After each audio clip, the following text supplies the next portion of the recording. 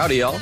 Samson Folk here with the Raptors Weekly Podcast, or the definitive whatever draft podcast. We're in draft season, and it's not really coming out weekly. There's been like 4 podcasts this week, so I don't know what to call it, but I think they're good. I think they've been good, so that's great. And today's episode, I think, will also be great. It's with somebody who had a dream of being known as a guy who, A, likes basketball, and B, is from Canada, and thus created a pseudonym known as HoopGoose, 2 things that can be associated with his interests. And he has collected himself quite a hoop gaggle, fans, onlookers who say, this guy knows his stuff. And I'm excited for them to listen, to get their feedback. It's his second time on. HoopGoose, how you doing today, man? I'm doing really well. Thank you, Samson, for the amazing introduction. That was just flying by the seat of my pants. I just wanted to make sure I got hoop gaggle in there. Yep. I know Evan's going to love that, friend of the pod. And admittedly, part of the hoop gaggle. He is, yeah. Okay, so first thing we're going to talk about is we're going to touch on the big 3. That's Jalen Green, Jalen Suggs, Evan Mobley. All of this stuff will be covered at length in the quote-unquote definitive podcast attached to each of those names. The Evan Mobley and Jalen Green episodes are out right now. Jalen Suggs will be out later this week. The aforementioned 2 podcasts have like thousands and thousands of listens. I'm extremely happy with how people have responded to them. So if you haven't listened to them yet, rave reviews, go do so. Suggs coming later. But today we're going to touch on those for just a bit. We're going to talk about archetypes, what type of players we're looking for. Not really as a drafting process, because we're not the Raptors, but just trying to identify players by how they might contribute at the next level. And we'll be talking about mostly second-round guys. And then lastly, although we agree on many, many things, there appears to be disparity in how we view Pascal Siakam between myself and Goose. And so we'll be having a little bit of a debate on the dialogue around trading him. How does all of that sound to you? Sounds amazing. It's we're starting off a little slow, and then we got major beef at the end. Yeah, big beef. Huge disagreements. Okay, I have a steel chair here just in case. Good. Yeah. So let's kick it off. Who do you want to start with as far as the big 3? I'll start with my favorite, which is Evan Mobley. Okay. So you already covered Evan Mobley, but like just as like a general thing, he's this extremely talented big man who can pretty much do everything. And you're looking at maybe even generational defender. Mm-hmm. Rim protection is amazing. He can switch out onto the perimeter if you want. You can read the floor. And then offensively, which is where I think most Raptors fans that's where they kind of have a little bit of hesitation, right? Like, oh, he's not that guy. Well, I think the conversation around that guy is a pretty tough one. And I think we'll touch on this a bit more later, to keep you interested. But I think he can be a pretty big part of a championship team, even if he's not Kobe Bryant per se. Oh yeah, that was Ben's sentiment, was that he could be the second best player on a championship team by the end of his rookie scale contract. And that's a hell of an endorsement. But when terms like generational are thrown around, and the Raptors have almost always employed players who their impact metrics far outpace their reputation. And Mobley, a guy who makes his bread on the defensive end, and we'll have to see what happens offensively. Although, there's a very good base to work from there. He has the potential to be that type of player. As far as the conversation around him, is he like the objective number 2 to you? Because that's basically, some people talk about fit, and, maybe it's people who like Mobley and want to convince themselves that he's going to be there at 4 for the Raptors. But I think a lot of the smartest people I talk to have him as like a 1B rather than an interchangeable between 2 and 4. Yeah, I think I would land there too. I just think he's a step above the other guys, just in terms of how good he projects to be. But it's the draft. We're all wrong all the time. So. Oh yeah. So I'm gonna go out on a limb and just judging by reading the tea leaves, I assume that you're a little bit lower on Jalen Green than perhaps some other people have begun to start rating him, because his stock has started to raise quite a bit, and I think it has to do with the correlation of shot making in the playoffs, and not only his archetype but his body type and the aesthetic of his game. You watch guys coming downhill, pulling up, and being kind of slinky to get to their spots. Mm. You imagine him just plugging in, and do you think that's led to, because, tell us how you feel, but do you think that's led to anybody maybe overrating how he might be able to affect things at the NBA level? I think this is a really interesting conversation, and it kind of shows how the draft process goes, because now I'm the guy who's low on Jalen Green, but like 4 or 5 months ago, I was the guy who was high on him. So it's really interesting how opinions can change just without really anything changing. Like, he's still the same guy he was like 4 months ago. So the thing I think is being a bit maybe overstated with him is his half-court ability, because I see a lot of very interesting comparisons thrown around. Number one would be Kobe Bryant, and I think that's kind of setting up for a pretty high standard, right? Like, I don't think that's fair for anyone. But I think if you go back and you look at how he plays, his half-court game is not – it's not that developed yet.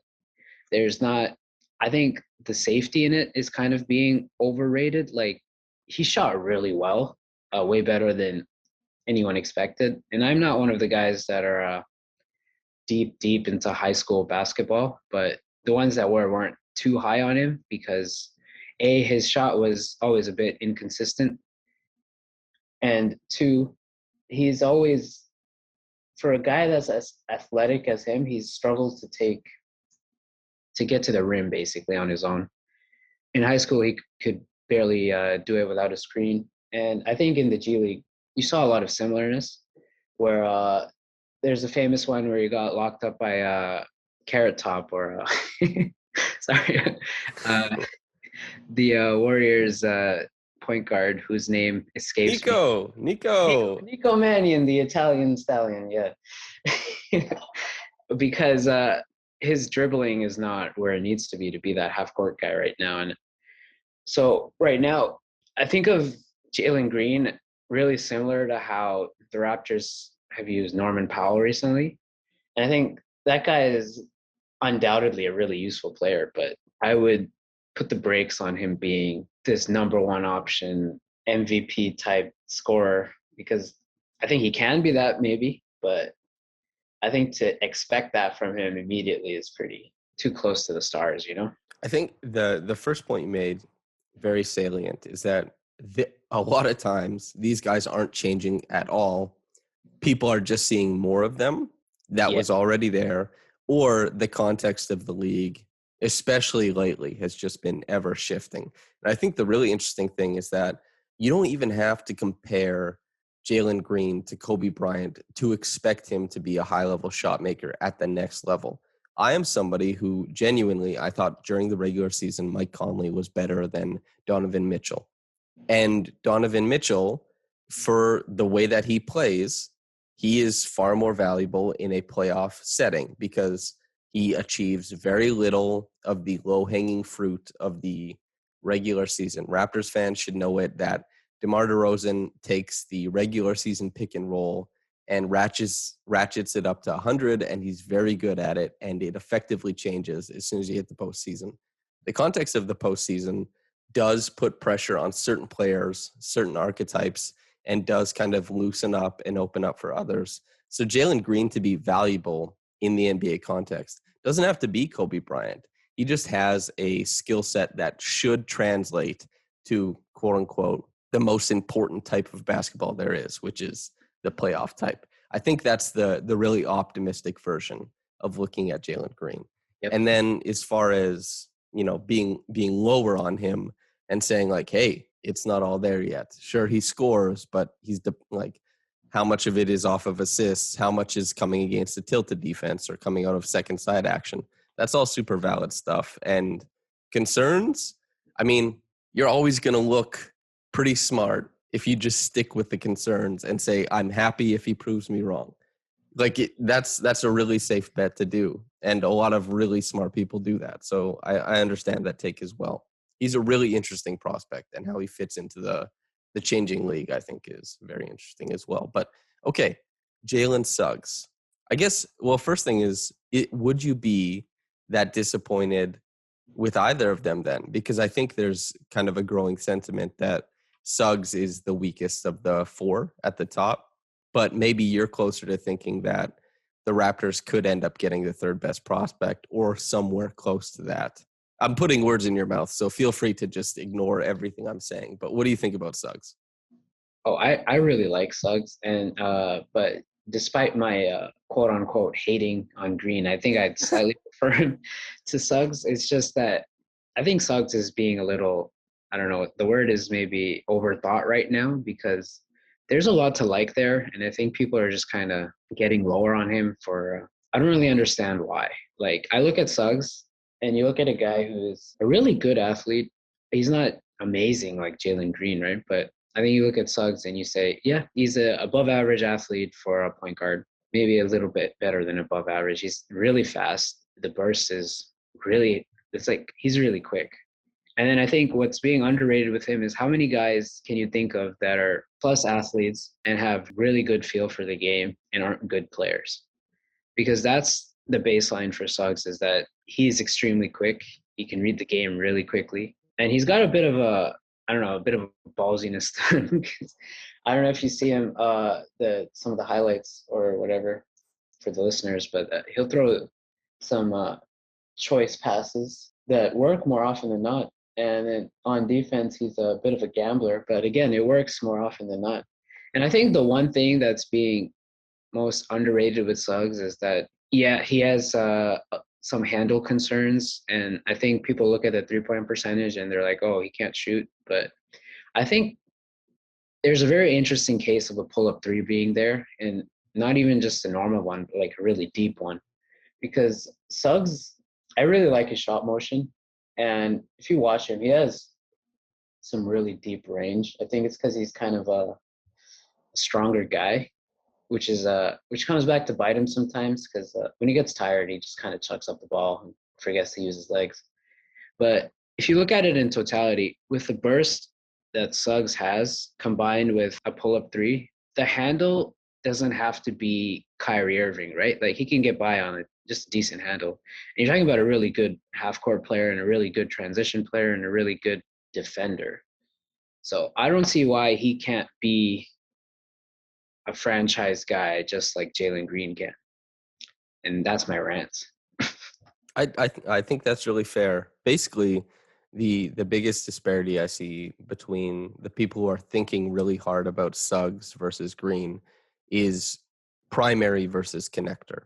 And I know you've seen that floated around too. And Yeah. I think a lot of people are leaning towards primary for Green eventually. But I think the belief is that Suggs will always be connector. And but that's the thing too. He's a very good connector already. Like, I wouldn't be surprised if he ends up on the Raptors if it's a rookie of the year. I really like, even though Cade is going to have the ball a lot in Detroit, even though Mobley, if he goes to Houston or Cleveland, will probably have a really good year. Maybe Green puts up numbers, but Jalen Suggs in the Raptors defense, probably going to rack up a really high steal percentage. He's probably going to get out in transition a lot. And if it's working off of one of Pascal, Kyle, Fred, whoever, being a connector actually does help a lot next to those guys, because especially during the regular season, the primary stuff is less of a concern than we've seen in the playoffs, where basically it just came down to Kyle Lowry. So I think, like, Jalen Suggs, he'll be very good, but I think the primary versus connecting player is the big thing. But that's something that Jackson Frank and I will get into, like, to a ridiculous degree. I think we'll talk about it very in depth. So are you ready to do archetypes, Goose? Sure. Do you want to start? Or Yeah. I'll highlight what archetypes we're going to do, and I'll kind of tee us up. So what we saw with the Raptors this past year was a team that overloaded the back end of the rotation with similar players. DeAndre Bembry, Stanley Johnson, Yuta Watanabe, all guys who were plus defenders. And it was a different level, and they had different strengths defensively, but they were all plus defenders. They were all really dependent on the three-point shot going down. Yuta Watanabe, the least dependent. Stanley Johnson, the most dependent. But they were being told to fit into that 3-and-D archetype. And because the 3-and-D archetype has been so fetishized in the NBA, no dribble, just threes and defense, just vibes, right? The Raptors were just stockpiling those types of guys on the bench and just asking one of them to hit. But they've been hitting on those guys for years already, that there just wasn't a lot of diversity as far as how they've been growing players and then the guys they bring up from the 905, for example. So it seems like it would be good to bring on a different type of archetype and try and grow them. So combo guards, second round, what do you have in mind? Well, I think one that's already kind of a fan favorite with the Raptors, but maybe has risen up too much is Bones Highland, which I don't know if you've heard of him, but for the listeners that haven't, he's this shooting demon combo guard that has he'll just pull up from anywhere, really, but most of his value is being this off-ball Emmanuel Quickly type combo guard who just fits into the offense. He can take a tough shot. He can create his own shot. You run him off the line. He can finish at the cup. The defense is not really there yet. Neither is the passing. You don't want him to be initiating, but I think if you're looking at second round guys and you're looking at like, oh, well, we're going to have Malachi Flynn on the floor. We're going to have Pascal on the floor. We're going to have somebody else to start the offense. And then the ball swings to Bones. He can take a tough shot. He can be that late clock guy, or you can run some actions to get him 3-point looks. And I think it looks pretty good, especially right now where we're seeing the value of pull-up threes just skyrocket. Yeah, that's my Bones take. That's good because I talked about Bones with PD as well, and he was also very high on Bones. And as you acknowledged, like maybe he's getting a little bit too high that he won't even be around for the Raptors when the second round picks come. It would be really cool if he did. I do really like the Emmanuel Quickly comp just as like a frame of reference to say this guy, because when I think of Emmanuel Quickly, I think of a guy who can jab step and get around a closeout, and the ball won't be trapped in his hands and you don't have to reset if it's there with like 7 seconds left. He'll find his way to a jump shot, and his shot making will be at an adequate level that you feel good about that the ball won't be a waste when it ends up in his hands if it's not the highest level of created shot.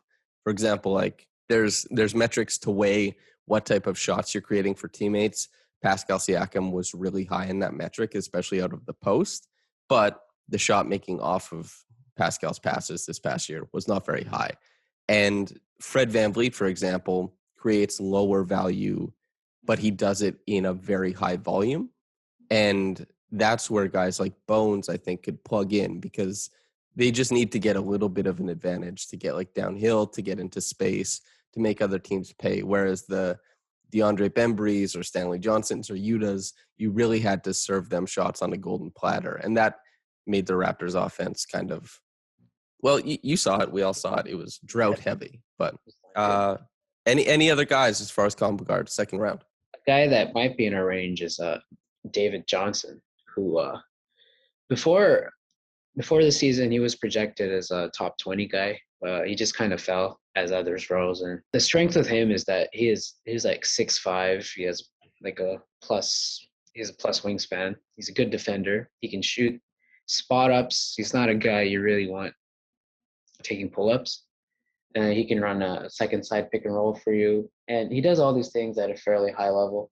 The thing that he won't do is be like a guy who's running a pick and roll, getting all the way to the rim, or pulling up off a pick and roll. So you don't want him to be leading a unit, but say you can play him next to Malachi Flynn, you can play him next to Fred VanVleet, you can play him next to Malachi Flynn and Fred VanVleet, which is I think the direction that the league might be going is just getting as many guards or guard adjacents as possible in a lineup. I know the Spurs have kind of been doing this, which is something that fascinates me. But if you're trying to do that, if you're trying to play like 2 or 3 guards, I think David Johnson is a good bet to be one of those. I think my 3 favorite teams to watch this year were the Spurs, the Hornets, and the Nets. Basically, you have a lot of guard skills on the floor at all times. And the Nets, the best of that because they had size and guard skills and then just unbelievably prolific shooting. The Spurs, maybe the most interesting because they had like Lonnie Walker, White, DeRozan, Keldon Johnson, a bunch of guys who are imperfect in their application, and DeJounte, of course, imperfect in their application, but very intriguing nonetheless, and finding advantages, of course. And then the Hornets with Ball, Rozier, Devontae, and Gordon Hayward. And then like the Martin twins and stuff like that can kind of plug in. And Malik Monk, of course. The guy. Yeah. Malik! Free Malik! Free Malik. Okay. Yeah, so I do really like that. Do you have any other guys in mind? Oh yeah, there's a lot of combo guards every year. Hell yeah, hit me, brother. Because you're looking at like the shortest people, right? So you're gonna have the most guards. Like you have Quentin Grimes, who is also he's had a bit of a rocky college career, but he's ended up in a pretty good spot. He's also like 6'6", big wingspan. He had a great shooting year, and I know not everybody buys the shot though. Friend of the pod probably PD Webb doesn't buy it, but some of his adjacents do. So that's kind of questionable. Is that can he actually shoot? But if he can, he's a really good guy to have being your second or third guard in the lineup. And then there's Deuce McBride, which is an elite name, really. You should just draft him for being called Deuce McBride, who's a really strong on-ball defender. He has a bit of a pull-up game. It's kind of similar to Bones, just leans towards more being an on-ball defender and less of a strong pull-up guy. The issues with him are, combo guardy stuff. You don't want him being Mr. Pick and Roll. The off-ball defense, maybe not what you want to see right now, but with young players, you kind of have, especially in the second round, you can't be too picky. And then this one is not a combo guard. It's Daishen Nix from the Ignite. Mm-hmm. I don't know if the listeners have caught some 905 games, but if you did, you would have seen him. And he's just this extremely thick, very strong point guard. He's more in the traditional mold. The reason I find him interesting for the Raptors is that he didn't have a single assisted field goal at the rim. So through the whole G League season, which admittedly wasn't that long, it was like a couple games, maybe like a little bit more than 10. He didn't have a single assisted field goal at the rim. So he was actually the best rim pressure guy on the Ignite, better than Green, better than Kuminga. And he's a really good passer. The problem with him is that the scoring is very questionable. It's low to the ground. The shot isn't there yet, but this is intriguing if you want to bet on a big, like he's big, he's like 6'5", built like a football player guy who can get to the rim at will and then kind of figure out what else happens there. So when we talked about Daishen, when PD was on, he framed it as, his season was bad for his stock, but could have been good for how he'll translate to the NBA. Do you agree with that, or do you understand that framing? Yeah, I understand that framing. I think he was projected to be a first-round guy, and now he might go undrafted because he did not have a good combine performance. For a guy that you want playing off of others, like Knicks did in the Ignite, where he was playing off of Raptors legend Jarrett Jack or the Green and Kuminga, those are the kind of lineups he would play on an NBA team. Mm-hmm. Okay, that makes sense. Can we do non-stretch bigs? Because I think that's a really interesting archetype. For example, Beef Stew, Isaiah Stewart last year seemed like a guy primed to bring value and to be picked later perhaps than he should. And he had a really good rookie season. And I think it's because he doesn't package the sexy aspects of the NBA in his game. He's just constantly doing the heavy lifting and all the underrepresented skills. So are there guys you think, they don't have to be the beef stew mold, but non-stretch bigs, real grinders? Who do you like? There's a lot of bigs in the second. I think one guy we can keep an eye on is Aaron Sharp out of UNC.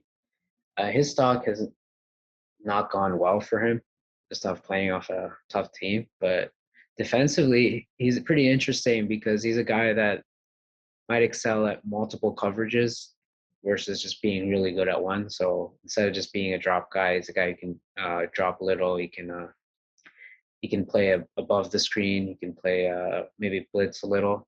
Kind of similar to Wendell Carter, now in Orlando.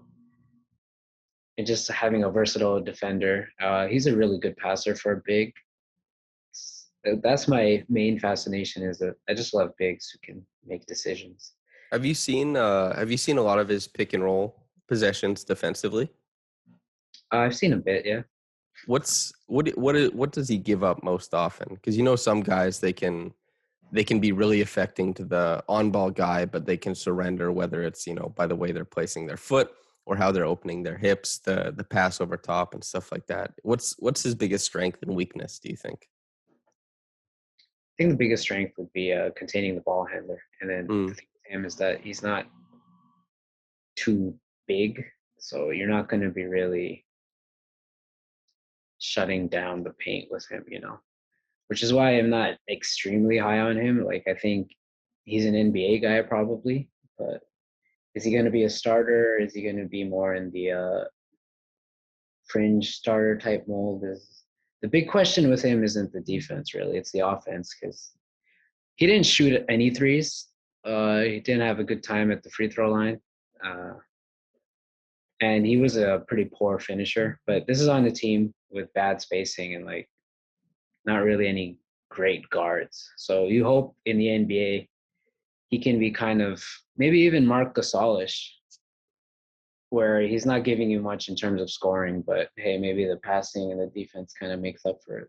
Okay, and as far as, do you think he has a swing skill at all? Or do you think it's just you need a composite average of a bunch of things to kind of bump up?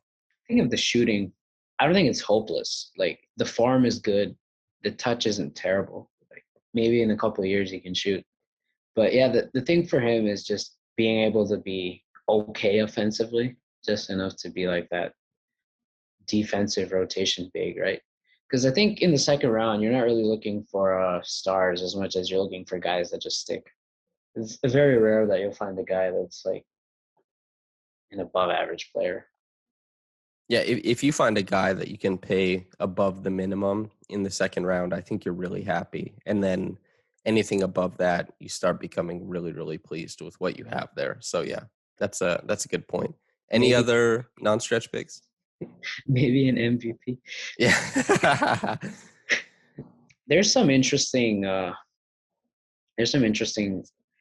bigs just in the international leagues that are just these freak athletes that haven't really been able to produce in these second division type leagues, Ibu Badji from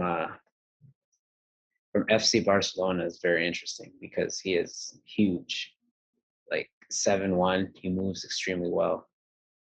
He has some of the quickest jumping that you'll ever see from a 7'1" guy, but he just hasn't been productive at that level. So you're really taking a risk just bringing him into the NBA, and it's really just a bet on all the physical skills. So if you want to bring in a guy that you think maybe can be a center version of Bruno, maybe, and bet on the physical skills translating into a guy, that you can look at a guy like him. Okay, so let's talk about another Brazilian former Raptor then. Lucas Nogueira, Bebe. Is there anybody who fits his archetype? Because it's almost exclusively his archetype. I can't think of, are there any NBA players that are Bebes? Maybe Thad from this year is a little, he has some Bebe in him, but he's also too advanced in other areas. Who's the greatest short roll passer right now? It's Draymond. It's Draymond probably.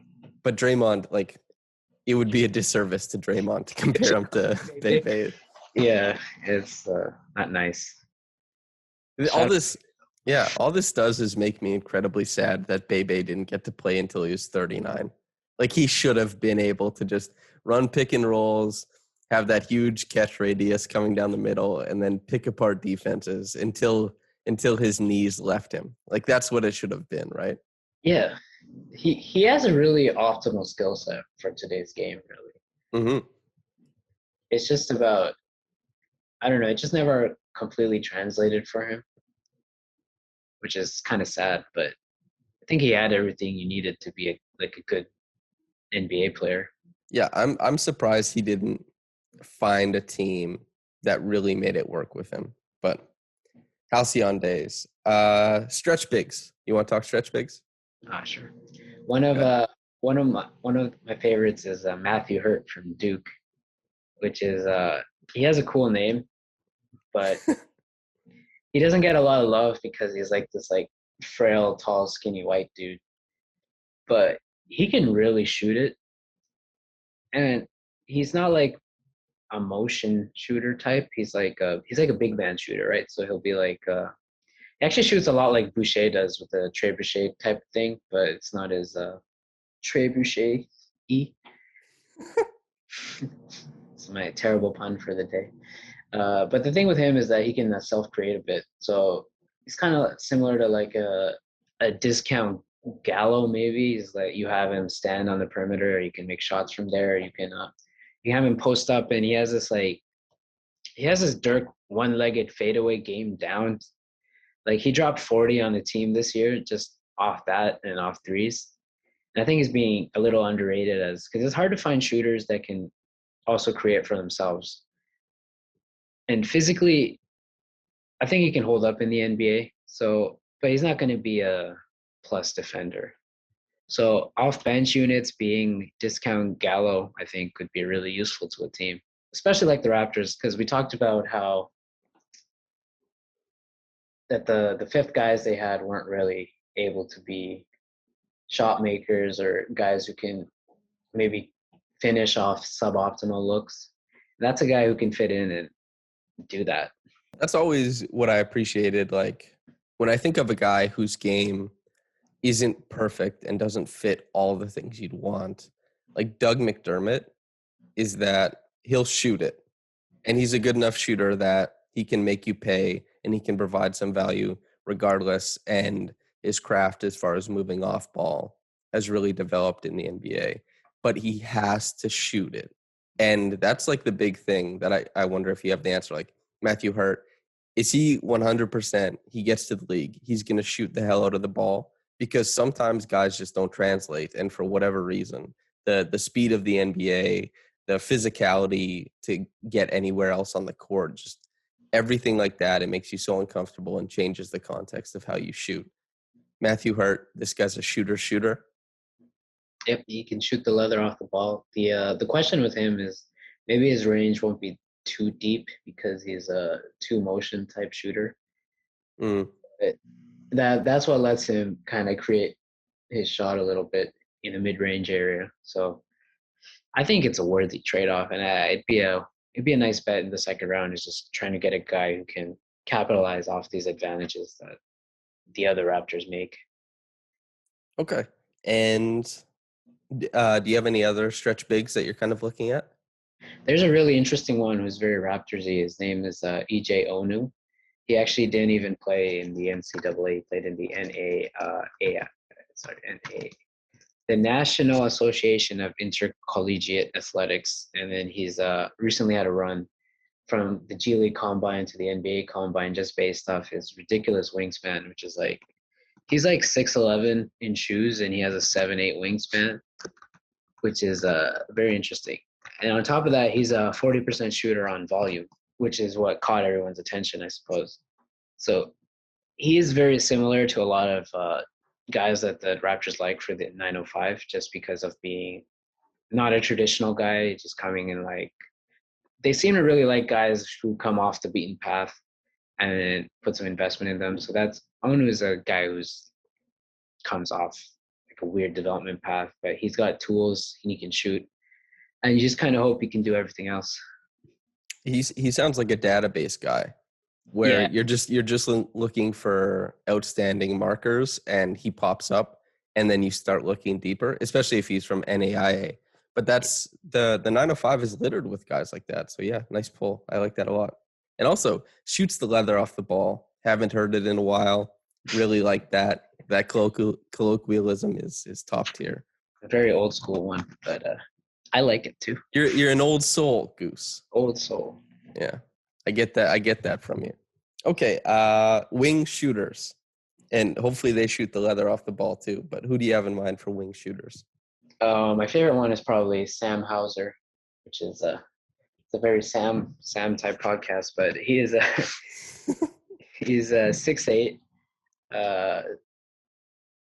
plus wingspan. It's nothing like, I think it's 6'10" wingspan, and he's a really good shooter. Like, he's probably the best shooter in the draft.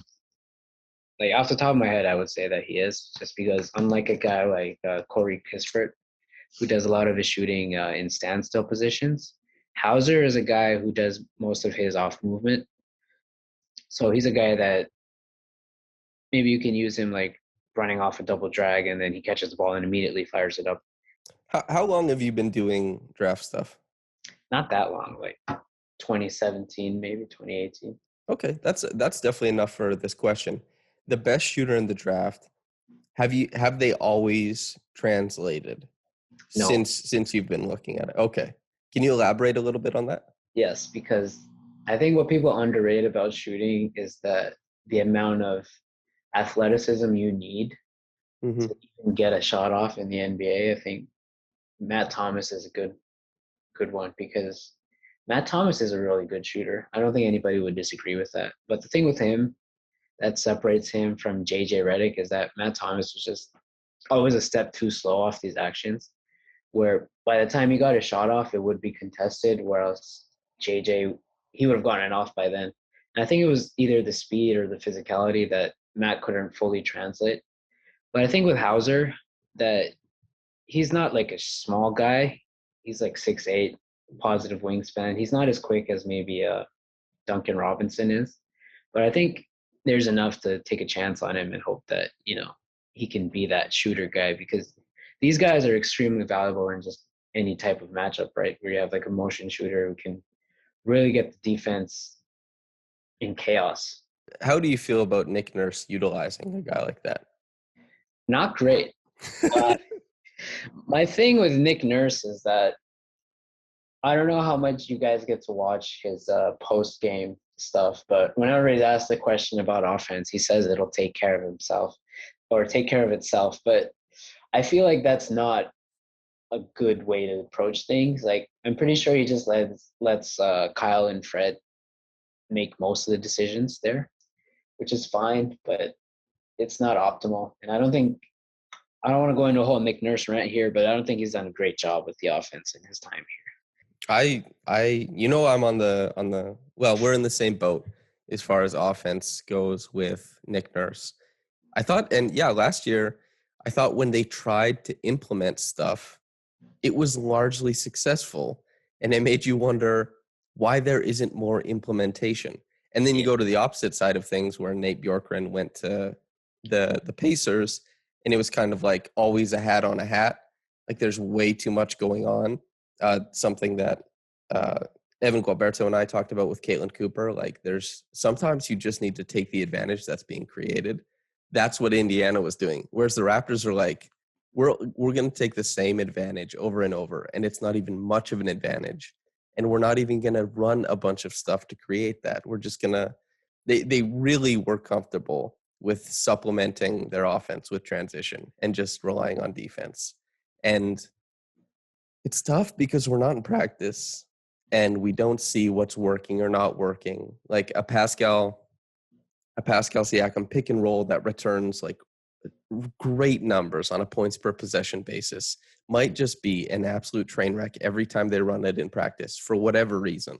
And then I would understand why Nick Nurse would be hesitant to let them run it in game. But when it's returning such positive results in game, it's tough to turn your nose up at that. And that's, yeah. Coaches, it's so hard to evaluate. But I think that Nick Nurse, they could use a little bit more ingenuity offensively. And yeah, that's something I really wonder about. And will come up when we debate the Pascal stuff, I'm sure. So that could be really interesting. Other wing shooters, who do you like? Another one that I've talked about before on Twitter is Marcus Bagley, who is the brother of the famous Marvin Bagley. But he plays a quite different game. He's pretty athletic himself. But it doesn't really translate to the court too much because he's not a guy who can dribble too much. But the interesting thing with him is that he's a big wing, like 6'8", positive wingspan. You know the spiel. With he can shoot, and he's been coached really well because when you watch him, his shot prep is often like just perfect. Like he's got everything aligned. He's ready to go whenever he gets the ball. He just didn't shoot that well before his injury, and then he kind of just he's had like an up and down off the court stuff going on since then. But yeah, he's a guy who's young, athletic, can shoot, and he showed off some shooting versatility too. He's not a guy who can just stand in the corner and is just going to shoot. He's a guy who can move around a bit, maybe take like a one dribble pull up sometimes, which is always a guy that may be worth betting on. Okay. And of everybody we've named, the Raptors have 2 second-round picks. Who are your top two? We made USAA insurance for veterans like Liz and Mike. When they got a bigger car for their soon-to-be bigger family, USAA helped them get covered and find savings. That was the easy part. USAA, what you're made of, we're made for. It would be really dependent on who number 4 is, because I think, like, if I'm drafting Evan Mobley, I'm probably not drafting another big two, right? But yeah, Cam is probably staying. Yeah. And Freddie will get a shot out of camp for sure. Yeah. So if we get Evan Mobley, then yeah, I'm not taking any bigs. I'm just going to take the guards and the shooters. If we get any of the other two, I think it's interesting because I think if you take Suggs, you don't need as much playmaking from your combo guard. So maybe you lean more towards the shooter. But if you take Green, I think you could use the extra ball handling and the extra passing. So I would lean more towards the passers. But the top two of just guys I think that'll translate to the league the best would be Bones and Hauser, because I am really high on the value of three-point shooting right now, and those two are the guys I think can be the biggest difference makers in that area. Okay, excellent. It would be really interesting to get Green and Knicks. That would be something. Yes. Okay. Is there any other guys you want to touch on before we get into the debate? Oh, not really. I think we can start. Okay. And listeners, Goose and I talk a lot. We're constantly entrenched in conversation and with other people too. And I got to tell you, we almost always end up on the exact same side, and we express extremely similar sentiments. So this is rare. You're privy to some unique disagreements here. So, okay. Pascal Siakam, there have been rumored trades for him. Yes. Most famously is the Golden State number 7 and Wiseman. Correct? Is that what we're looking for, plus Wiggins? Yeah, I think maybe 14. I'm not quite clear on that, but I don't think that was I don't think that was what was pitched. Okay. At least the 14 I think is an addendum that Raptors fans have made, but I don't think that's what was leaked. I see. Yeah. Well, it's been the gossip at the NBA Combine is some version of this deal. I'm not really privy to the conversation that happened there, but the people that do have been reporting this as more of like, it's less of a like, oh, this is gonna happen. It's more of a, hey, maybe, you don't know. Mm-hmm.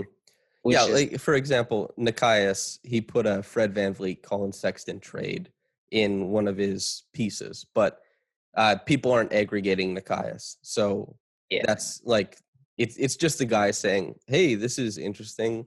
And we'll actually be discussing, you came up with some hypothetical trades that we'll discuss with Sexton and Siakam. But basically what this is a difference of opinion on Siakam's value, team building in the NBA currently, and we're using Siakam and this trade situation as the vehicle to get there. And so we'll start off by saying, I am pro keep Siakam.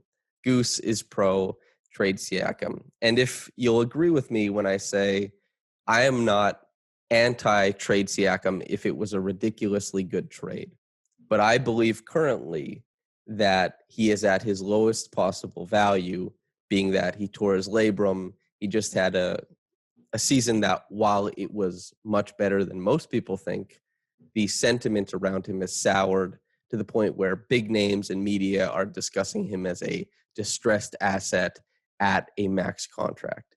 So all that considered, I don't think he can achieve the commensurate return that the Raptors would be owed. I think that would be very difficult to get. And I also think it muddies the timeline. And I know everybody's been saying timeline relative to OKC is kind of a meme, but I think it muddies the timeline and how the Raptors have orchestrated their current contracts. I think it's almost impossible to maximize the current situation by trading Siakam with reasonable trades in mind. So that's my opening statement. Now you go right ahead. Right. So I want to start off by saying that I'm not saying that Siakam is trash or he's bad or anything. I think right, totally. Yeah, I think Samson and I probably have a pretty close value of just how good Siakam is. I think it's more the disagreement is, do you keep him? And the interesting question here is, in terms of roster building, is, well, what's interesting to me is that I think you should always be looking for that guy, right? The superstar, the all NBA guy, the guy who's going to lead you to, I don't know, the promised land. Right. And Siakam is a very good player. In fact, we can even start off by just talking about how much of an underrated season he's had. Because I know you wrote a really good article about it. So I don't know if you want to talk about it a bit, but I think it's kind of gone under the weather just how good Pascal was this season. Yeah, especially offensively. Okay, so let's lay out how we evaluate Siakam currently, and then we'll go from there. Okay, so Pascal to me is a player I think that is, and this is probably our biggest disagreement relative to this conversation, I believe that Pascal is closer to all NBA than he is to not all-star level, if that makes sense for a frame of reference. I believe that his talent and his ability to defend a lot of positions, not only in meaningless games in the regular season, but in a way that he was one of the highest value defenders in the playoffs that everybody said were terrible for him. He really graded out as a monstrously effective defender.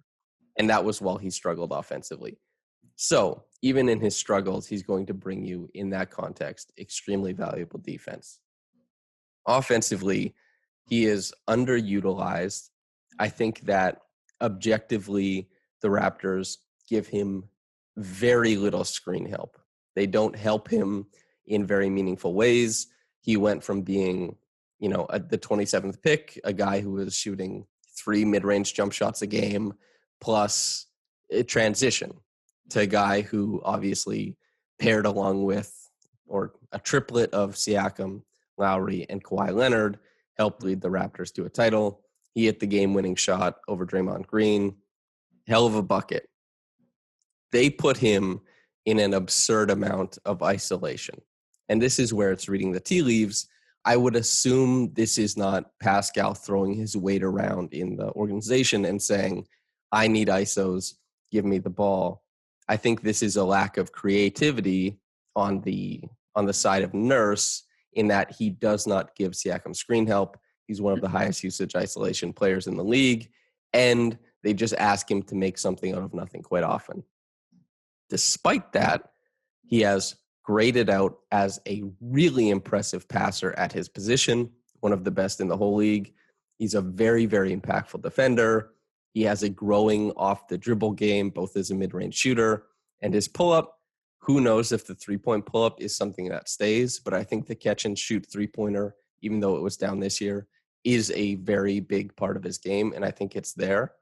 All that considered, I think that he is an all-star level player who can punch up at all NBA value. Maybe he won't be selected because defense isn't as big a thing, but I think he can punch up at all NBA value and is very nearly worth a max contract. That's my spiel on his value. Right. And I would say I agree with like all of that. Like we can even like throw out some stats. Like I think in terms of assisted field goals, like Siakam was like 99th percentile of among bigs of not getting assisted, right? And I think, would you agree with me that this is the worst roster that Siakam has ever been on? Yes, I think that's true. Yeah, so I think in terms of being optimized, he wasn't really anywhere close to that. And on top of that, he had like COVID, and I think there was another injury situation with him. So his year has made him probably pretty underrated because I think he is a good player. Like I said before, he's not like some scrub like Ben Simmons. Oh, jeez. Oh, man. No, but we're keeping that one for later. I would say that Siakam is probably a top 30 or top 40 guy most years.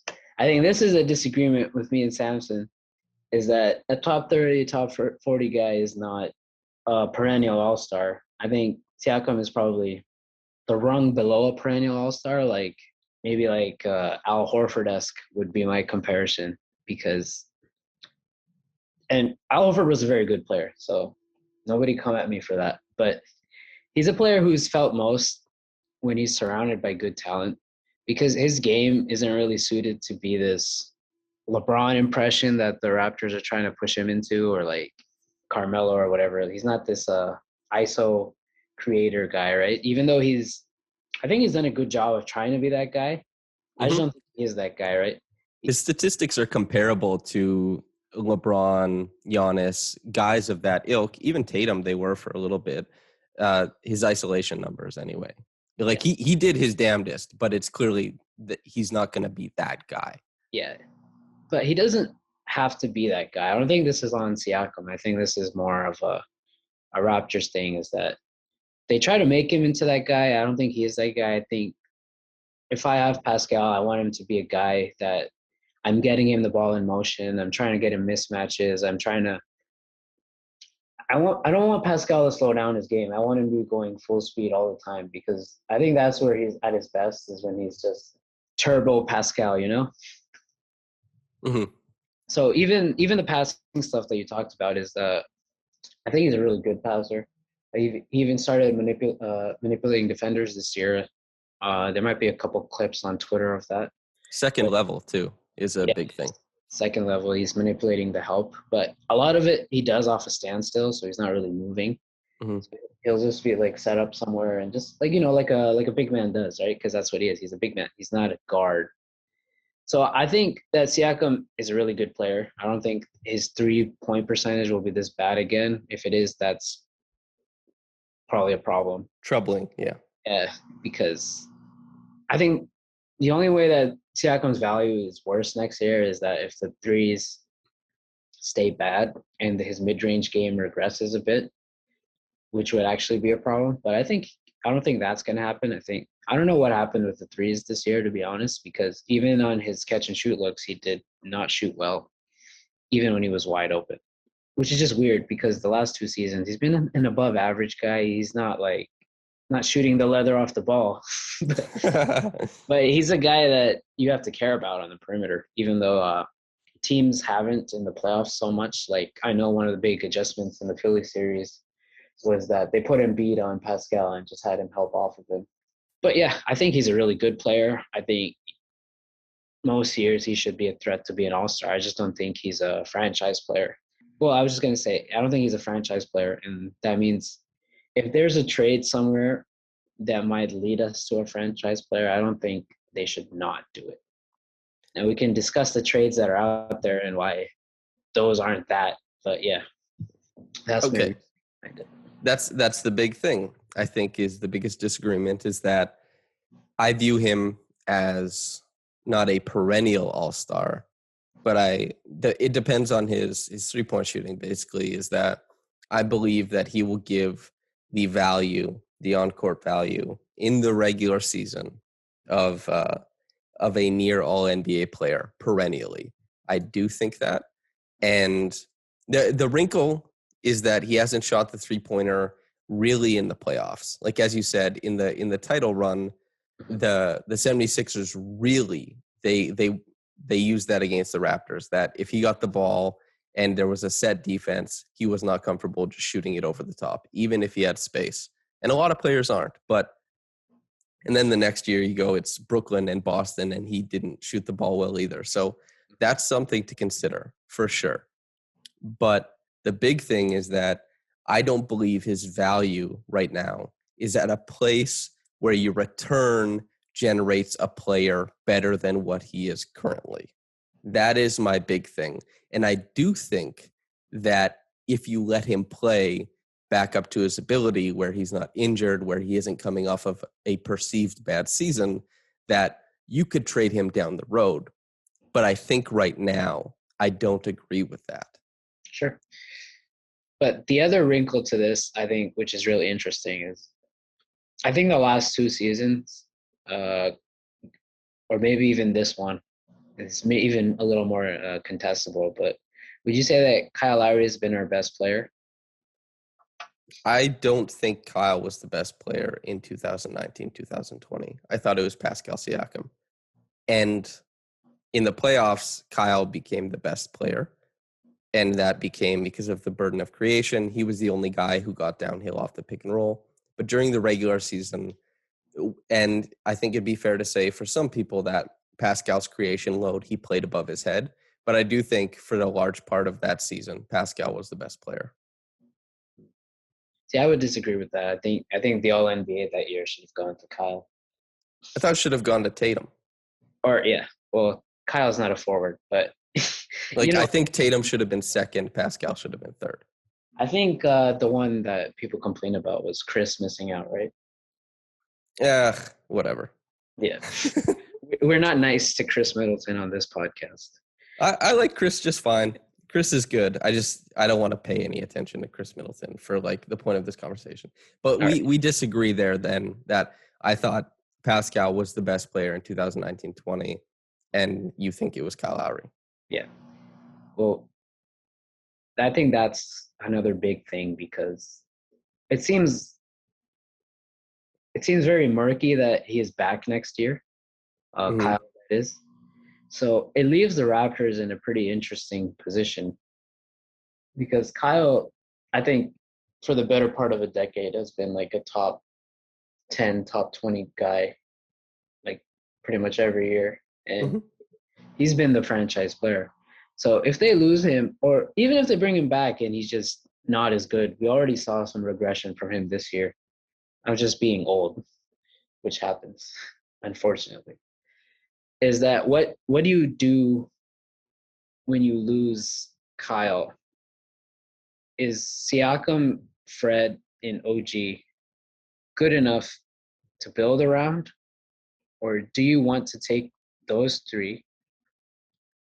Do you think that one of them will, maybe two of them will be all NBA guys? Because that's what you need to be a contender, is like more or less 2 all NBA guys if you want to get really general. I know there's like some specific teams that didn't have that, but it's pretty unlikely. So you need 2 all NBA guys. I think Siakam he might make another all NBA team. I wouldn't be too shocked if he had a great year, and he did, but he's not a guy I think is perennially in that conversation. I think Siakam is also in his prime right now. I don't think he's going to make a major leap. I think he is who he is right now, which is a really good player, and considering his story and where he started from, that's an amazing accomplishment. But I think Siakam is in his prime right now. What we have now is prime Pascal and probably prime Van Vliet. I don't think OG is quite there yet. So you have prime Fred, prime Pascal, and now the decision you have is what's next. And moving up is interesting because now the paths that open up with having the number 4 pick instead of just number 8 or number 7 or whatever are slightly, you have more paths you can go now. So that is the most interesting question to me, is what the Raptors choose to do with the remaining core. Yes. And so basically the holdup for me, right, is that I think getting the number 4 pick actually granted the Raptors time to evaluate because it added to their ceiling. Because the thing you can do, honestly, is that this rookie scale contract is very much in line with how Siakam, Fred, and OG are signed onto this team. You can get most of this players, whoever it is, their rookie scale contract in while evaluating the rising or lowering stock of Pascal, Fred, and OG. I do agree with your premise that the Raptors, that triplet of players, that's not good enough to do it.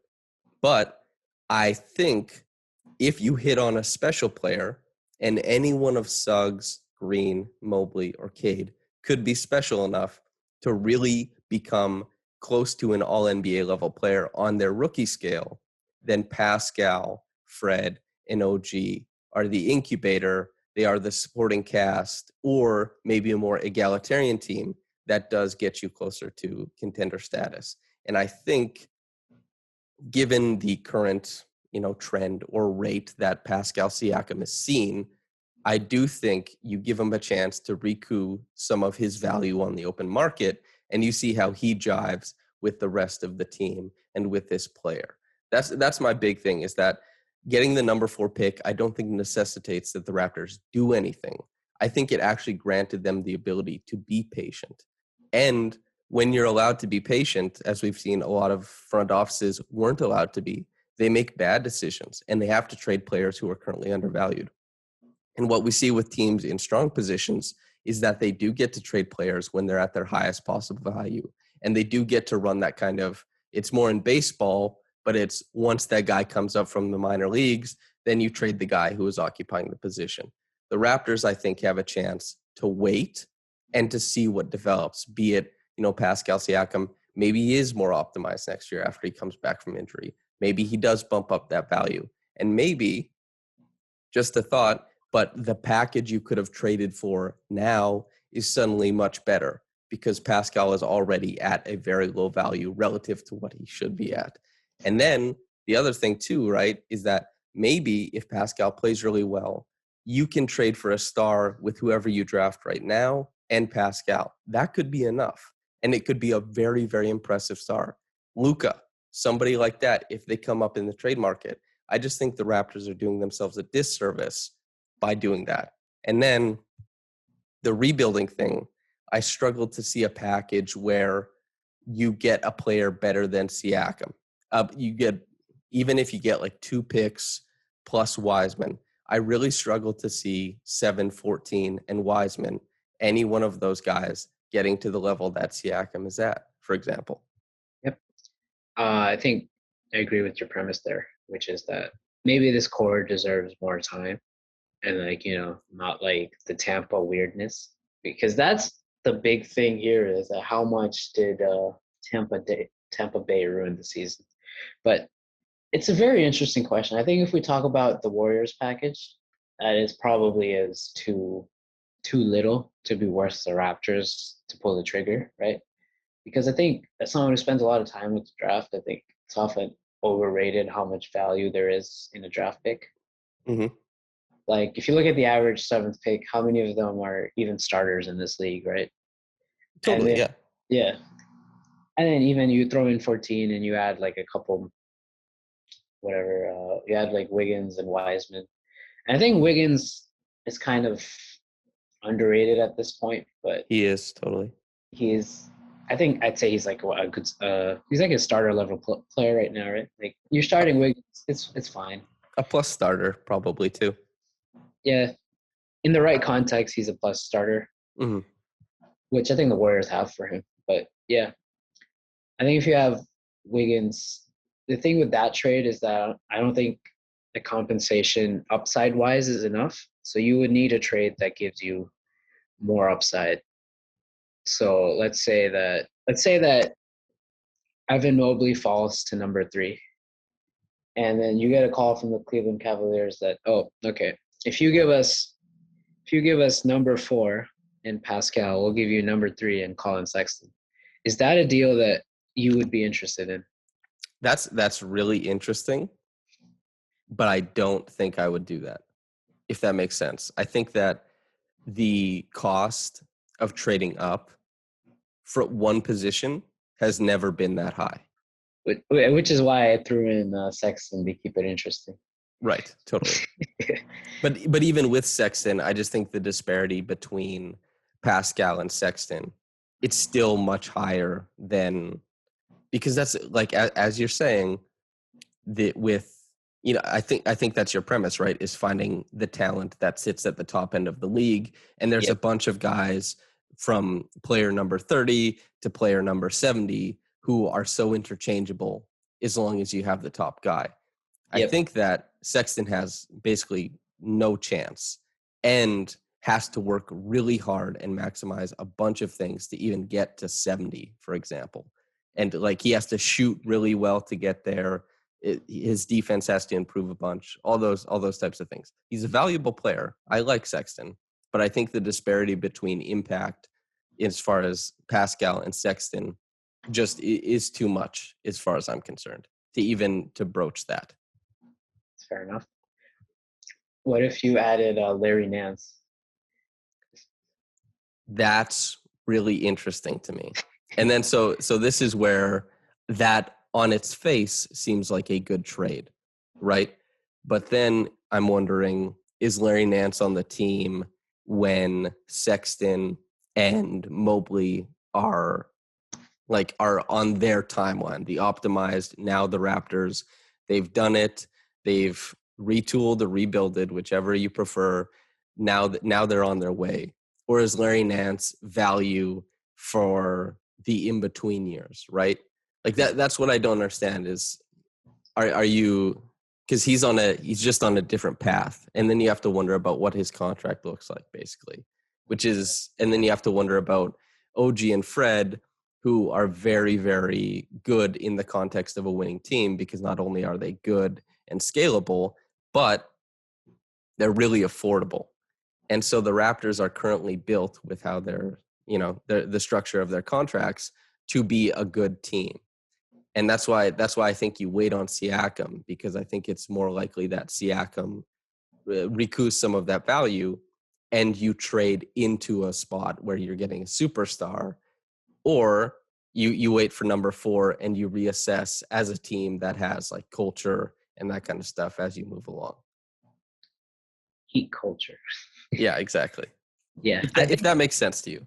Yeah, it does. I think the logic that I'm getting at there is that if Siakam is a top 30, 40 guy, and you can bring in a guy like Nance to approximate some of his impact, because he does a lot of the same things, just not as well. And then you add more upside to the team. In the long run, would that be worth the downscale in the short term? I don't think so. Not in this specific context, not with Sexton. And what about just in a more general sense? Like, you're adding a young guy, some picks, and you're adding like let's say 2 top 100, 150 players in Siakam's place. No, I don't, because I maybe this is, we view those players differently, but I do think that you have to expect to get a player that will come very close to Siakam's impact and his value. I think that's something you just have to get back. Otherwise, what are you doing really, right? Because the team as is currently constructed isn't meant to just hold over. It's supposed to be competing, and you have a chance with this number 4 pick to compete while also kind of harboring the future as well. You get to have your cake and eat it too, I think, with this situation. That's what I like about it. And I think trading Siakam for anything that is suboptimal moves you out of that situation. And also, I struggle to see the Cavs trading for Pascal, but also giving up Nance and Sexton. Like if I don't know if the Cavs do that deal. We're just throwing out some stuff now. But yeah. So yeah, that's fair. I don't think I completely agree with you on that. I think we're just in different spots in terms of maybe how good the team is, because after this offseason, the only way they'll really have to get better is through trades, right? Assuming that Kyle is gone, we have about an odd 20 million in cap space in not a great free agency class. After that, the Raptors will be capped out for the next 3 years or so. So the cheap contracts make it so you don't have to enter the tax, and then maybe you can match maybe some salaries or so. But if there's no cap space, does maximizing the cheap contracts really matter? And if the Raptors' best way to getting better is through a trade, it makes sense to wait for Siakam's value to rise. But there's also a chance that it doesn't rise, it stays the same. In which case, I guess you're not losing much. And I wouldn't say it's really much of a chance, but maybe Pascal's value goes lower. I do agree that like being capped out or like getting close to the tax apron definitely makes sense. But it is that fundamentally I expect upward momentum for a number of players. And that upward momentum opens up paths, the paths that you couldn't see, but the paths that winning tend to open up. The same way that, this path was opened up by getting the 4th pick. You could have never foresaw this, but they had a 33% chance. They hit on that 33%. And now the future is brighter than what you might have imagined. And I think Pascal Siakam, I really struggled to see him at a lower value because he just tore his labrum. He's going to miss part of the next season. And I think he is a scalable player. I really do think he is. So whether that becomes more valuable in the coming years, whether, his game improves, which I expect it will from where it was, I think that he's more valuable in his improved state. And that's maybe where we disagree. I think he's more valuable in his improved state to help you move and get really good pieces for the future than he is right now. That's fundamentally the disagreement, I think, is like, why right now? I think you're forfeiting your leverage that with his contract, with his situation. I don't even think it's that big of a disagreement. I think that right now, I think he should be available, but I don't think they should be in a rush to move him. Right. Everybody should always be available. Like is that if you're going to get a good offer for somebody, you take it. And that's the thing about that offer for the swap is Siakam, Nance, Sexton. On its face, that's pretty good for the Raptors, honestly, especially where Siakam currently is valued. But I don't know if the Cavs would do that. You know what I mean? If we have a Cavs fan on here, are they willing to do that? If you have Kobe Altman or whatever, if he's still the guy running things over there, is that what you want to do? Like that sounds like a really good situation for the Cavs and the Raptors, and I'm not really sure. That's what I mean. Like I'm not sure if that's harmonious with his current value is all. Yeah, for sure. Maybe I view his value a little higher than his reputation. I don't know. Maybe I'm overestimating how much GMs get caught up in narratives, but yeah, it's really interesting. But I'm trying to view things on the same scale as the Warriors package, for example, which seems like that Warriors package is lesser than the package you proposed that the Cavs would give. Oh, for sure. So yeah, by I think a considerable amount. So and I think that the Warriors is probably a decent place to put the market at. I don't know if it gets lower. It definitely goes a little bit higher, but I don't know to what degree. And that's like this whole conversation is just discussing like, what is Siakam's value currently? Why would you move on from it now? That kind of stuff. And that's what makes it interesting is that I don't believe there's a route with Siakam's current value to get a player equal to Siakam. And I don't know what the value is if you're not getting that player. Like, other than just faith in the draft and trying to create as many outcomes as possible, which some teams do, which is just, we want as many draft picks as possible, and we're going to hit on a superstar. And if you hit on anything less than a superstar, you flush it and you try again. And I don't buy into that, because I think Siakam, while I agree he's not, quote unquote, that guy, he's not a superstar, I do think he's immensely valuable and somebody who you want to keep on your team, unless somebody is offering you kind of a no-brainer, if that makes sense.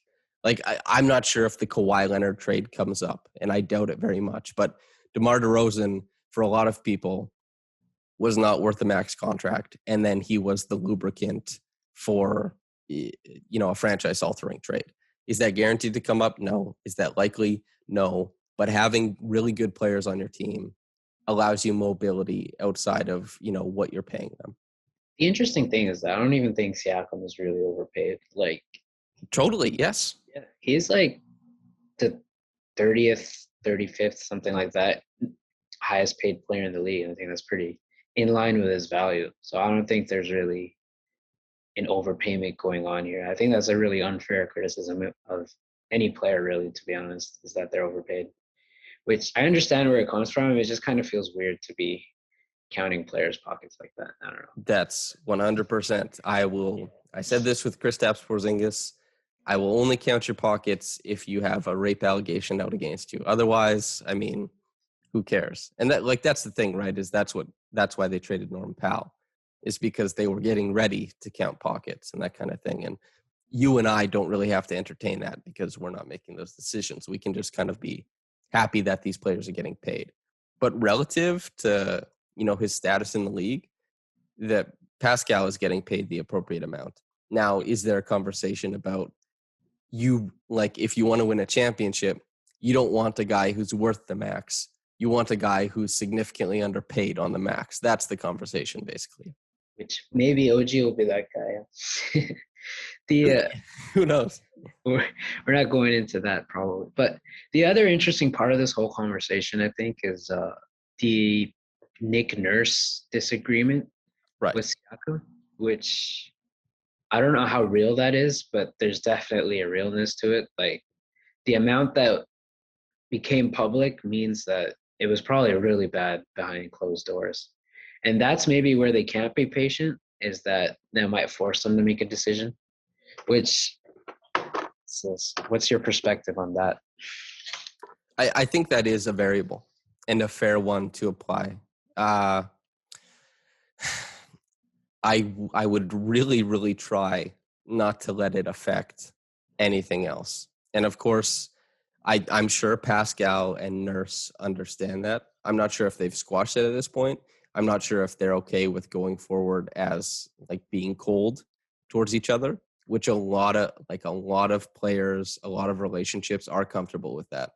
You know what I mean? Like, you see players who really dislike each other, who still play basketball the right way and still pass to each other and still recognize when the other is open on the court, still run two-man actions, all that kind of stuff. Just be professionals, Yeah.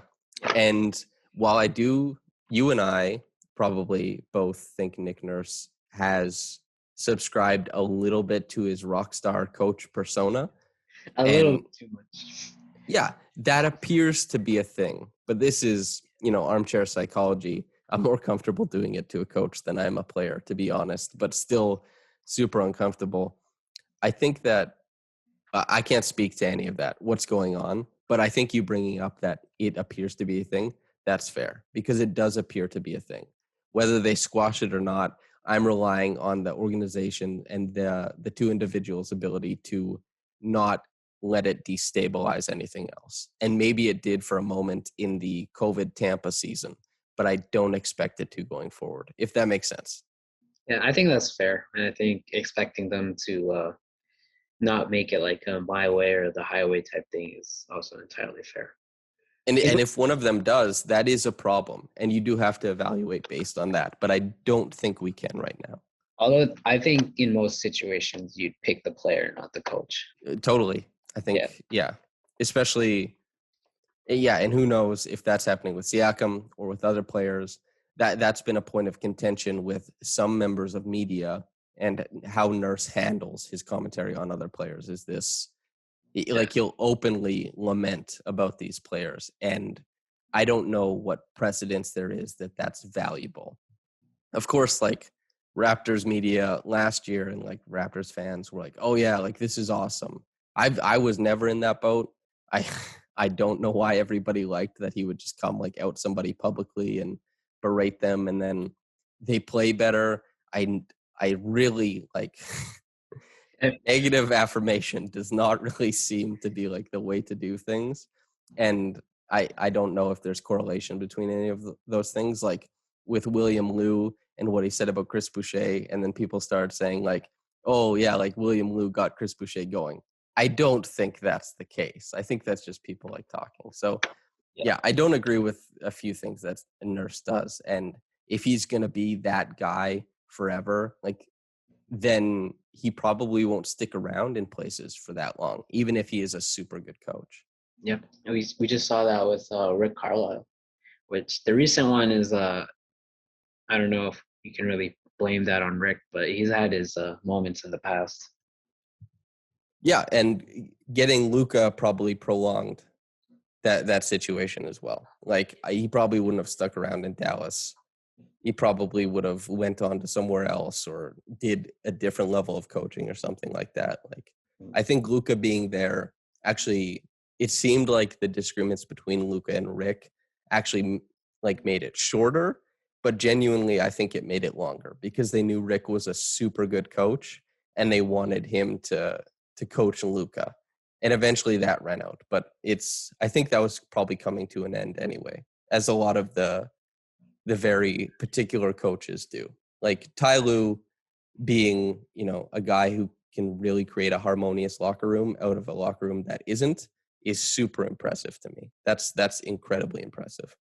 Yeah, I think that's probably an underrated part of coaching is just managing everybody. Like I think at the NBA level, most head coaches are more or less the same in terms of like X's and O's. Like if you're an NBA head coach, you know what you're talking about in terms of basketball. Mm-hmm. It's usually the people management that you'll see that'll set coaches apart. Like that's something Greg Popovich has managed to do amazingly well over his extremely long tenure, is just connect with his players.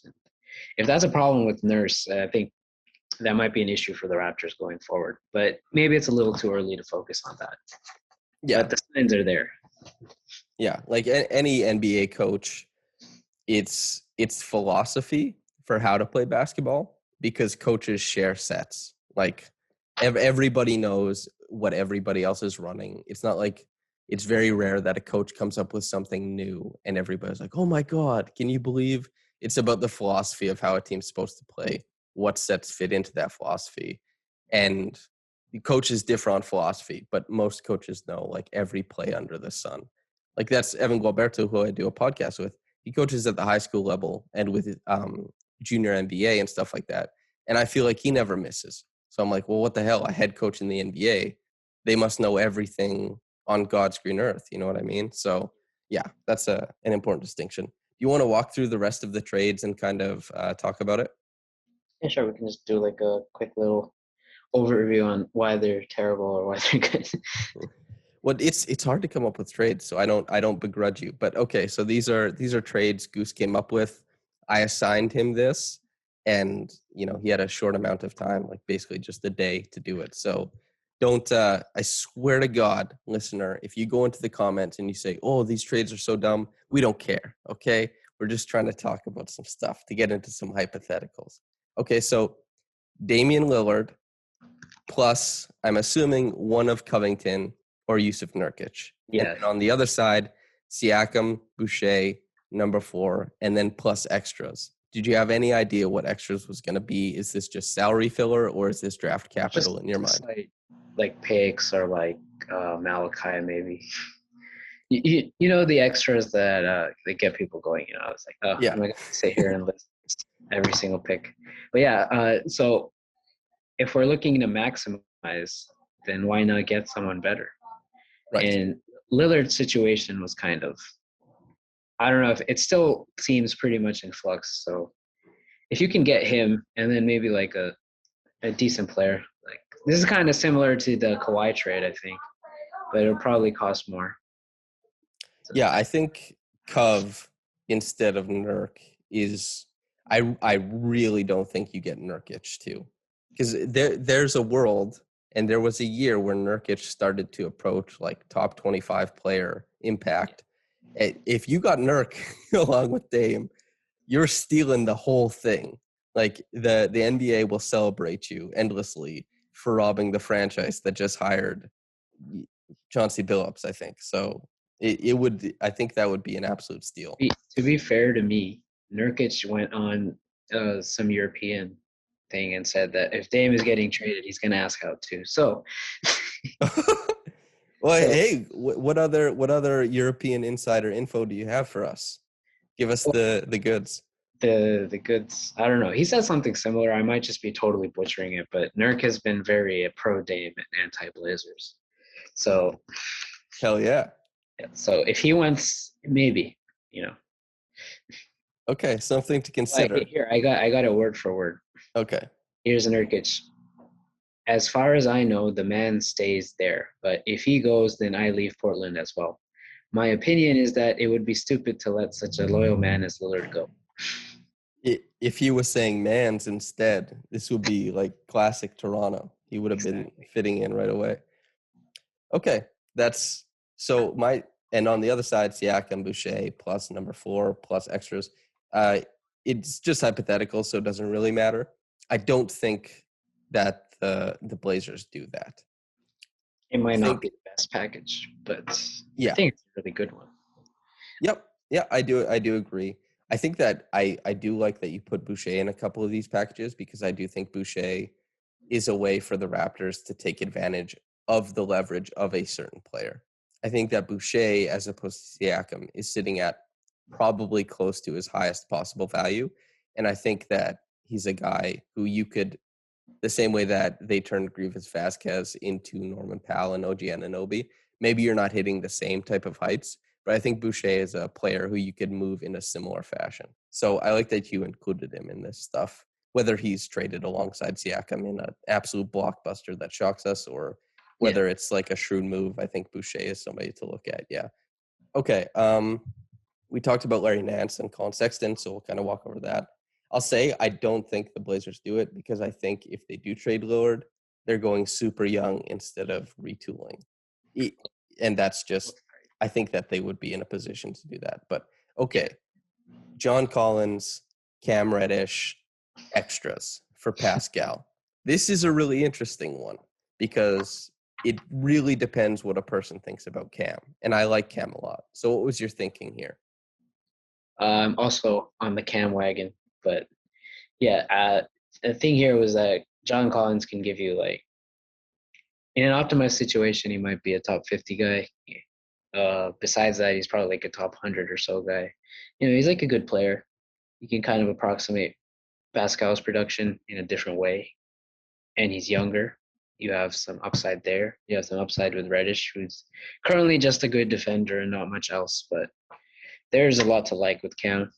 And then extras would be like a pick or two or, you know, extras.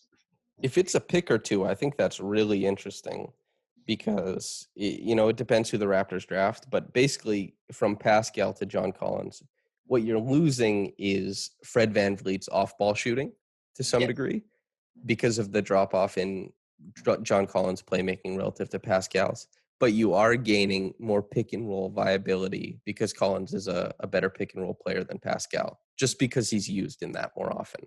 They don't use Pascal as a screener for whatever goddamn reason. And yeah, Cam Reddish, I wouldn't be surprised if, you know, how we were talking about Andrew Wiggins as a plus starter in the right situation. I can quite easily see Cam Reddish in that situation.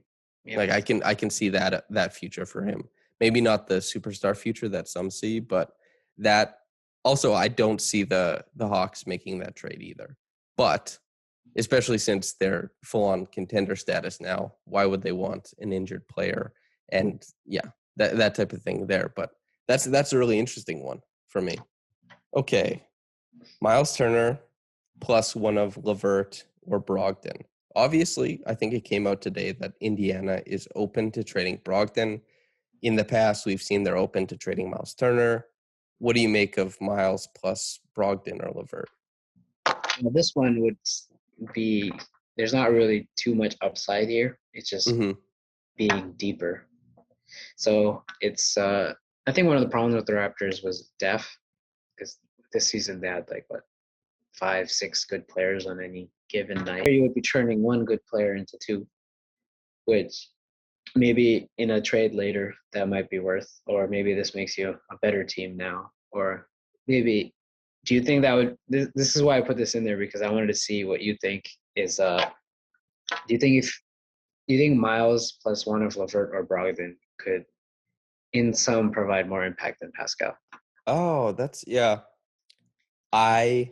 Given the limitations on the Raptors roster, I do, but I think that's more about fit than value, if that makes sense. So is this a trade that you would consider or not? I do like LeVert a lot, but I would say no to this trade. Fair enough. So yeah, this one is still trying to win now. It's just in a different way. All right. And then do we have another one? Yeah, D'Lo and Jaden McDaniels plus picks. Are these high quality picks, or what are you thinking for that? Yeah, the problem here is that I don't think they would give up Anthony Edwards, which is the guy I wanted. Right. And I was going through Pascal destinations. I was like, oh, Minnesota would be a great one. So him and Cat would be awesome. Exactly. Just like a perfect fit. That's basketball nirvana, I think. So this one might be more of a rebuilding type thing, which it's one of the last trades for a reason. I was kind of running out of ideas. So I think you bring in D'Lo to replace Kyle. You bring in McDaniels as a defender, and then you have some picks and maybe even some more young players or just extras, and then kind of take a little bit of a step back while trying to develop more. The McDaniels, the guy they missed out, one pick. I bet they would have picked him too if he would have fell. He has some real Raptors vibes on him. But D'Lo is a really interesting one because he's also a guy his value is erratic to a lot of people too. And D'Lo, I would really like him on a team next to a super creator. I really like D'Lo in second side action, and I really like him carrying the ball on occasional, bring up the floor, transition opportunities, drag screens, pulling up. The same way that CJ in certain games can really kill teams, especially in the playoffs, if Dame is being doubled. Like CJ as the release valve is really high quality stuff. I think D'Lo has a future like that. It just depends about who he gets paired with. And I don't think that happens with the Raptors, so I don't like him in the context of the Raptors. So I would say no to this. What if the Raptors have Evan Mobley? Still no, I think. But at least he gives you a pick and roll guy to pair them up with. Yeah. I do, but yeah. And this, I'd say no to this one too. But I really like D'Lo's game. I just love watching D'Angelo Russell. So if D'Lo was on the Raptors, I would have to, even though he's, I think, a much worse player than Pascal. Yes. And I think I rate D'Lo higher than most people too. But I would selfishly be like, oh man, very excited to watch a lot of D'Lo. But I can't imagine how ruthless the fans would be because D'Lo can give you some really abysmal stuff sometimes. Him and Fred would be interesting. Oh, buddy, that would just be. Oh, I can't imagine the amount of dribbling the air out of the ball. Who needs jokes layups? That would be me. Yeah. Who needs layups? Who needs free throws? And it would be funny because Fred initiates so much contact but never gets to the line. And D'Lo is like, oh, yeah, just don't touch me. Please, for the love of God, don't touch me. Very interesting. At least D'Lo and Gary would be a very fun fashion duo. Gary's overrated for fashion. Can we agree on that? Yeah, I think a little. I think the babe. He's a hottie. For me. Gary's a hottie, so people act like he dresses better than he does. But he dresses okay. He's a rich man who has nice clothes. That's what I think. And he has great tattoos. Yes. I would question his taste in brands, actually. But he does have great tattoos. Wait, okay, so what brands is he missing on? I have to know. I'm just not here for the Bape stuff. Like he really overdoes it too. I don't know. I even speculated that maybe they're paying him. Like, is that all he has? Too much shark going on. Too much. I'm surprised he doesn't zip it up all the way to the top, like 2015 Instagram, like that type of stuff. You know what I mean? That's what he reminds me of. Is 2015. He was men's fashion before Fear of God came in, and like Fear of God really changed like a lot of the aesthetic and like it, you know, taking from that 80s rocker stuff. But that maximalist Bape, he does lean too far that way. And yeah, I don't like it that much either. But he's cool as hell. He's a handsome fella. So keep doing your thing, Gary. I think we've hit the end of the road for the trades. Yeah.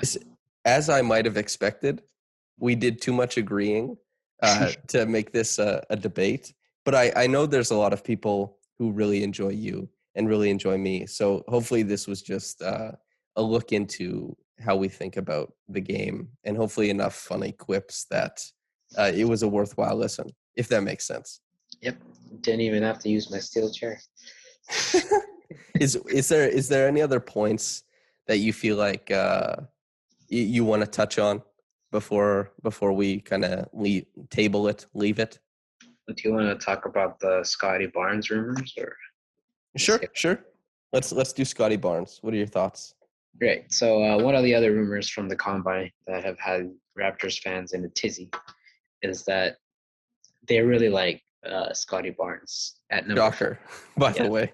Yeah, he is custom built to be a Raptors prospect, which is why it's kind of scary for me because I really like Scottie, and he's a really awesome prospect. Don't get me wrong. It's just, if we're doing what Samson mentioned here, which is taking number 4, adding him to the current core, and hoping that number 4 can enhance that core, I don't think Scottie is the guy to do that, because there is a lot of overlap here. Because I don't know if you can have too many versatile defenders, but I don't think you can. But that's his main positive, is that he's this guy that's defending 1 to 4 at a high level. He can play some 5. I don't think he can play 5 if you're trying to switch everything, but I don't know if you want to switch everything a lot. I think philosophically for me, I don't want to switch everything all the time, so I'm not trying to play him at the 5 all the time. And he's a great passer, but a lot of what he does is a lot of what Pascal does. And there's already a lot of overlap between Pascal and OG, especially offensively. I think we saw that a little bit as they gave OG more touches, is that they kind of like to operate out at the same type of spots. So if you had a third guy there, I don't know if that can really work. Scottie makes sense if you're trading Pascal, to be honest. But if you're not trading Pascal, if you're keeping him, you're trying to compete for the next 3 or 4 years or over the rookie contract. I don't think he's the guy, unless you're just totally out on Suggs or Green being a good offensive player. Yeah, that's interesting. You bring up the overlap, is that offensively they put OG and Pascal in a lot of similar situations. And one of the biggest differentiators between the two is Pascal's grab and go game. And then they bring in Scottie Barnes, who really has a grab and go game. It's just like limited offensive players having a bunch of overlap. That's what you worry about. You don't worry about KD, Harden, and Kyrie and like who's going to have the ball. But if there's guys who only work in similar contexts and you're like, we're just running this, that's a problem. Exactly. And since this is the Nick Nurse slander pod, he's not the guy that I trust to figure it out either. So I don't know. I wouldn't like that unless they do move Pascal. I'd just rather take Suggs or Green or whichever one of the top 4 is left and just deal with that. But that's just my opinion. Scottie Barnes, 45 extended, isolation. Make it happen, pal. We need some advantage creation, please, buddy. Make it happen. Do you have any fashion takes before we get out of here? Anything else? And you know what? If you want to, if the rumors keep flying, we can do the definitive Scottie Barnes podcast if it continues to keep buzzing, if you're interested. I wouldn't mind. Yeah, we can look into that. Yeah. Okay. And any other fashion takes before we get out of here? Fashion takes is I don't know. Short shorts. Cool. Shorts are cool. Short shorts are cool. I'm on Team OG. Well, you know where I stand. I'm Yes. a huge proponent of the short movement. And to the point where people called me gay on Twitter. And I was like, okay. Short shorts, I think, in a lot of contexts, require more fashion positive people. I think so too. And fashion positive is seen as an effeminate feature. So we still got work to do in the dialogue. And you know what? I'm willing for the short movement to have strangers on the internet call me gay. I don't care. I They do were it. gonna do that anyway, so. Very good. Okay, Goose, before we get out of here, is there anything you want to say as far as plugging? Some people plug their work. Some people plug a book. Ben Pfeiffer plugged positive mental health messaging. Do you have anything in mind? That's good. Positive mental health message. Yeah, I would say positive messaging. Don't get too mad at me for this. And it was purely hypothetical, I swear. And yeah, just if you like my content, just follow me on Twitter, and then you can have more of me and more of Samson too. So that's it. That's a quote. You can have more of me. End quote. HoopGoose. It'll be linked in the podcast if that's how you're listening to it. You can just click his name. But if not, it is quite literally how it's spelled. HoopGoose. Goose, thank you so much for coming on, man. It's been an absolute blast. And thank you for giving so much time. Oh, absolutely. It's always a pleasure. Okay, brother. I'll let you go. Listener, thanks for tuning in. I hope you enjoyed this. It's kind of been a marathon, maybe the longest podcast I've ever done for Raptors Republic. And yeah. Like 2 hours. Yeah. But whether you got into it in the morning or at night, have a blessed day and goodbye.